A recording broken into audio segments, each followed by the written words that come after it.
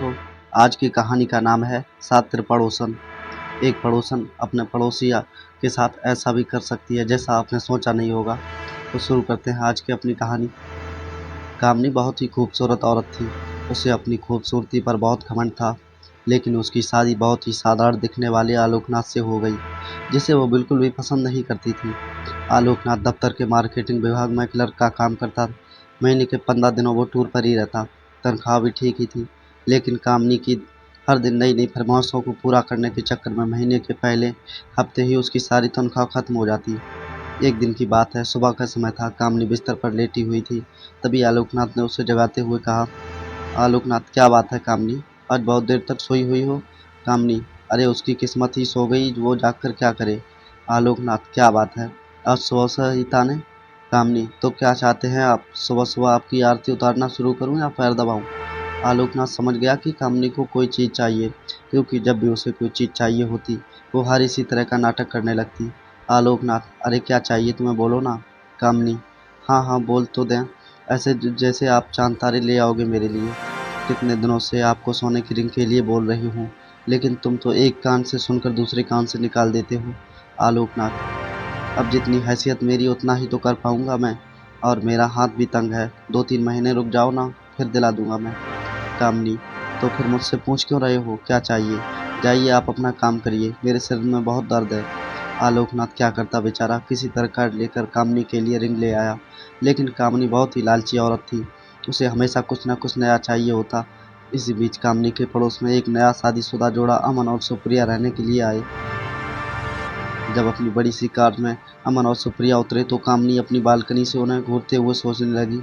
कामनी मन में, वाह कितना हैंडसम लड़का है, क्या मस्त कपल है दोनों, काफ़ी अमीर भी लग रहे हैं दोनों, कितनी महंगी कार है इनकी, और एक मेरे पति हैं, न शक्ल अच्छी और न ही कमाई। कामनी को जब पता लगा कि एक जोड़ा बिल्कुल उसके बगल में रहने के लिए आया है, तो वो उनसे दोस्ती करने के लिए मचल उठी। खास तौर पर अमन से उसकी दोस्ती करने की इच्छा थी। एक दिन वो उनके घर गई, उसने दरवाज़ा खटखटाया। दरवाज़ा अमन ने ही खोला। सामने से अमन को देखकर वो उस पर लट्टू भी हो गई। कामनी, जी वो मैं आपके पड़ोस में रहती हूँ, थोड़ी चीनी चाहिए थी मुझे। अमन, जी अभी देता हूँ। अमन, सुप्रिया सुप्रिया, ज़रा कटोरी में चीनी ले तो आना। सुप्रिया चीनी लेकर आ गई। अमन ने उसे कामनी को देने को कहा। इसी बीच कामनी की नज़र अमन के घर पर ही थी। काफ़ी महंगी और एंटी चीज़ों से सजा हुआ था उनका घर। जब सुप्रिया ने कामनी को चीनी की कटोरी दी तो उनकी नज़र सुप्रिया के गले में पड़े नेकलेस पर गई। उसने अंदाज़ा लगाया कि ये डायमंड का ही होगा। सुप्रिया और अमन दोनों ने कामनी को घर के अंदर आने को कहा तो उसने कहा कि फिर किसी दिन। कामनी जब चीनी की कटोरी लेकर अपने घर गई तो आलोकनाथ की नज़र उस पर गई। आलोकनाथ, अरे घर में इतनी सारी चीनी पड़ी है, फिर तुम पड़ोस में मांग कर क्यों ले आई? कामनी, ये बात आपकी समझ में आती तो अपने ऑफिस के क्लर्क नहीं होते। धीरे धीरे कामनी अमन और सुप्रिया से दोस्ती बढ़ाने लगी। जल्द ही वो उनका विश्वास जीतने में कामयाब हो गई। कभी कभी सुप्रिया किसी काम से बाहर गई होती तो वो सुप्रिया की गैर हाजिरी में भी अमन के पास चली जाती और उनसे घंटों बातें करती। अमन हंसते हुए, अरे बस करिए भाभी, आप तो हंसा हंसा कर जान ही ले लेंगी। कामनी, अरे ऐसा मत कहिए अमन, आपकी जान तो हमारे लिए बहुत कीमती है, हम तो आपके लिए अपनी जान भी दे सकते हैं, एक बार बोलिए तो। अमन, ये क्या बात कर रही हो आप? कामनी, अरे आप तो सीरियस ही हो गए, अब आपकी भाभी आपसे मजाक भी नहीं कर सकती क्या? इनडायरेक्टली वो अमन को कई तरह के इशारे भी करती और उसे अपने झूठे प्रेम जाल में फंसाने की कोशिश भी करती, क्योंकि उसे पता था कि अमन बहुत ही अमीर है और वो उसकी सारी ख्वाहिशों को पूरा कर सकता है। लेकिन अमन अपनी पत्नी से बहुत प्यार करता था, इसलिए वो कामनी की इन हरकतों का कोई जवाब नहीं देता। एक दिन की बात है, कामनी अमन और सुप्रिया से मिलने उनके घर आई। सुप्रिया, अरे आइए आइए भाभी, हम आपकी ही बातें कर रहे थे। कामनी, मेरी बात? सुप्रिया, अरे ये अमन तो हमेशा आपकी बातें करते रहते हैं। कामनी, अच्छा क्या कहते हैं अमन? सुप्रिया, यही कि आप बहुत अच्छी हैं, कितनी मज़ेदार बातें करती हैं, आपके जैसा पड़ोसी मिलना तो आजकल के समय में बहुत ही मुश्किल है। सुप्रिया के मुंह से अपने लिए अच्छी अच्छी बातें सुनकर कामनी मन ही मन बहुत खुश हो रही थी और उसे लग रहा था कि एक ना एक दिन तीर निशाने पर लग ही जाएगा। इसी बीच सुप्रिया के भाई की शादी तय हो गई। उसके मायके वाले उसे बार बार बुला रहे थे, इसलिए सुप्रिया को शादी के 20 दिन पहले ही जाना पड़ा। अमन को इतनी लंबी छुट्टी नहीं मिली, इसलिए उसने अमन को कुछ ही दिन पहले जाने का तय किया।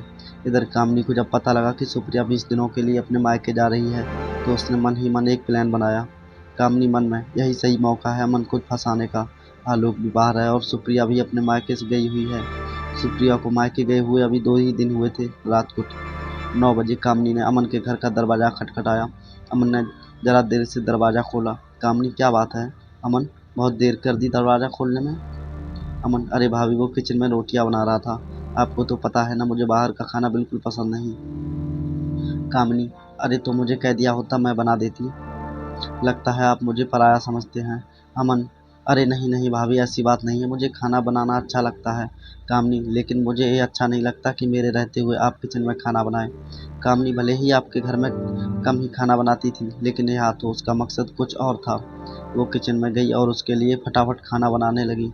उसने न सिर्फ खाना बनाया बल्कि अमन को खिलाया भी। अब तो कामनी सुबह शाम उसके घर आती और खाना बनाती। अमन को कामनी का ये स्वभाव बहुत अच्छा लगा।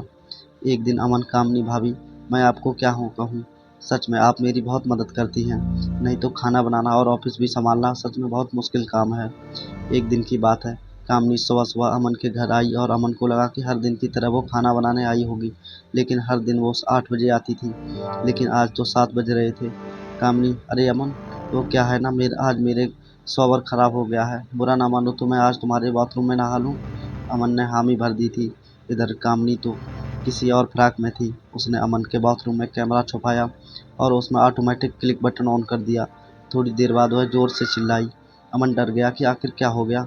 वो भागा भागा बाथरूम के पास गया। उसे देखकर कामनी अचानक से उससे लिपट गई और उसे जोर जोर से पकड़ लिया। अमन को समझ नहीं आ रहा था कि आखिर हुआ क्या है। इधर कैमरा अपना काम कर रहा था। कामनी बहुत देर तक जब उससे लिपटी रही तो अमन को भी अब अच्छा लगने लगा था। लेकिन अचानक को लगा कि उससे गलती हो रही है, इसलिए उसने उसे झटके से हटा दिया।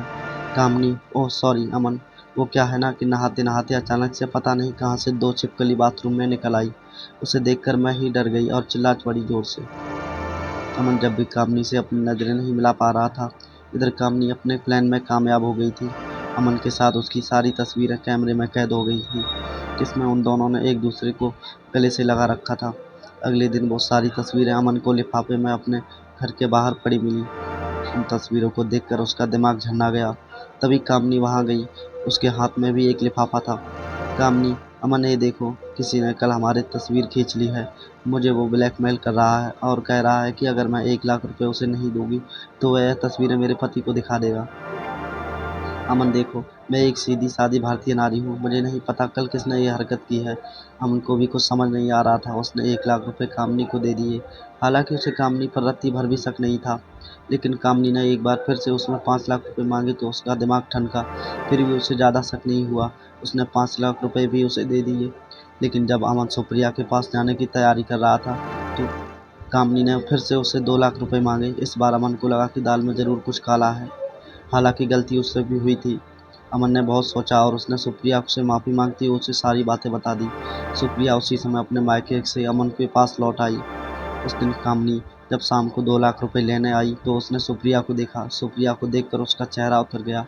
कामनी, अरे तुम कब आई सुप्रिया? सुप्रिया, जी अभी आई हूँ भाभी।